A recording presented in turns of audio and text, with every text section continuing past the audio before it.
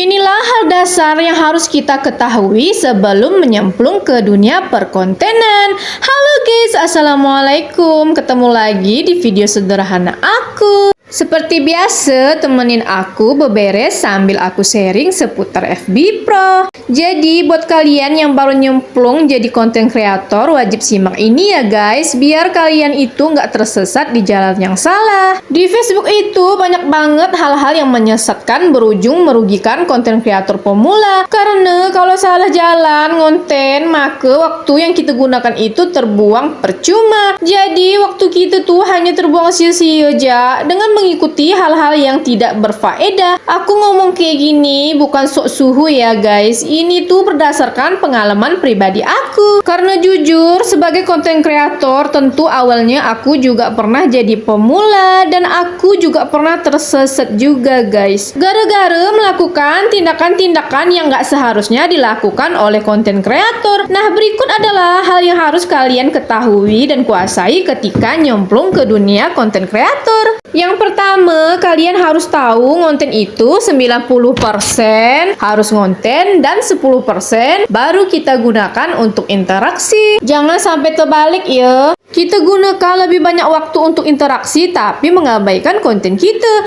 Yang namanya konten kreator itu dibayar berdasarkan kinerja, bukan dibayarkan berdasarkan interaksi. Aku di sini nggak melarang kalian untuk interaksi ya. Maksud aku di sini adalah interaksilah yang benar, jangan sampai barbar. Seperti yang aku bilang tadi, 10%-nya aja. Interaksi yang baik itu adalah interaksi di akun kita sendiri. Sementara kalau kita interaksi ke orang-orang harus sesuai dengan isi video. Dan gak semua yang lewat di beranda itu kalian komenin guys. Pokoknya pilihlah konten yang kalian sukai, terus kalian komen, kalian tonton sampai habis videonya. Jadi itulah poin pertama yang harus kita ketahui. Yang kedua, ketika kalian nyemplung di dunia perkontenan, harus gali ilmu sebanyak-banyaknya.